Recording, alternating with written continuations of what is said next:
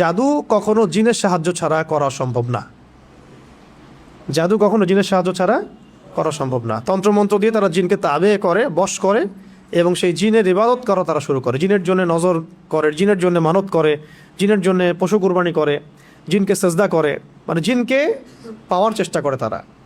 এবং জিনদেরকে আল্লাহ পাক কিছু ক্ষমতা দিয়েছেন, যে ক্ষমতাগুলো একটু এক্সট্রাঅর্ডিনারি আমাদের চাইতে।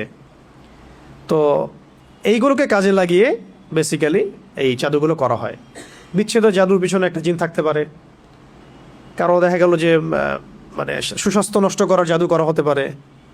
হ্যাঁ, কারো দেখা যেতে পারে এরকম যে এমন কোনো জাদু করা হয়েছে যে তার যেন সম্পদ ধ্বংস হয়ে যায়, তার বাচ্চা যেন ক্ষতিগ্রস্ত হয়, তার জানের জন্য কোনো ক্ষতি হয়, এরকমও জাদু করা হতে পারে।